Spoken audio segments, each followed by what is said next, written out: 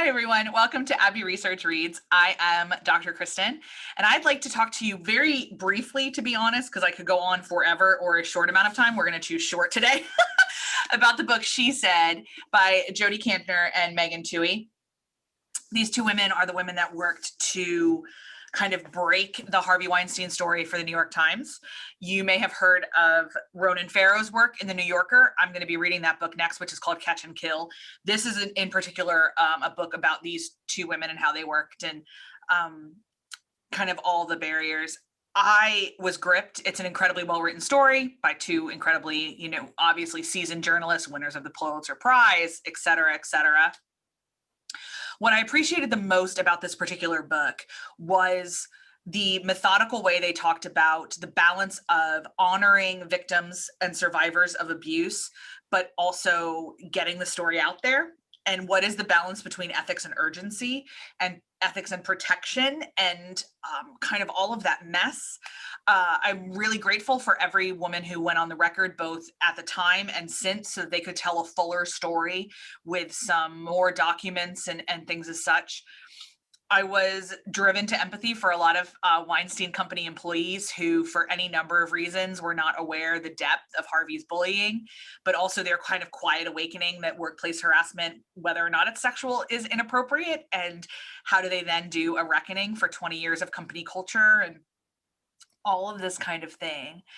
It's a very fact-based, this is what happened, and this is what happened, and this is what happened. The only emotions that they really introduce are either ones that are expressed by the interviewees themselves or ones that they felt.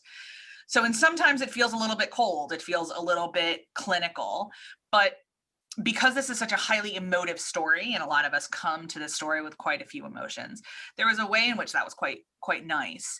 It's a fast read. I read it in a couple hours, to be honest, if that had set aside, because it was so gripping. And you know how it's going to end.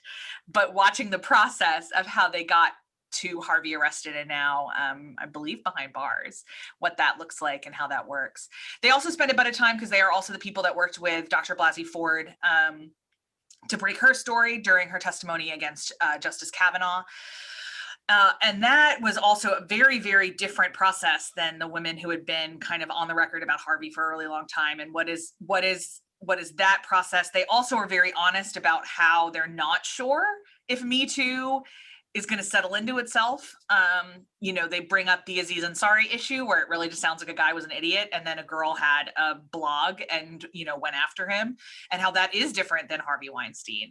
But where does Justice Kavanaugh fall? And kind of what does that look like? They are very clear that this is still very messy and still very fresh, which I think, considering that women were not listened to or respected for the majority of human history, that we're just starting to solve these problems, means that it's going to be a little messy for a little while, but it doesn't mean we shouldn't still try to figure it out.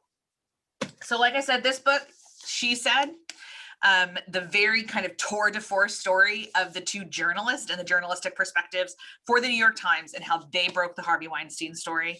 And I will be back soon, I'm sure, to talk about Ronan Farrow's version, as he worked for a magazine, and which is the New Yorker, which I would also imagine has a bit of a different, not necessarily ethic policy, but procedure policy, and how things are checked, and the issue of urgency is different.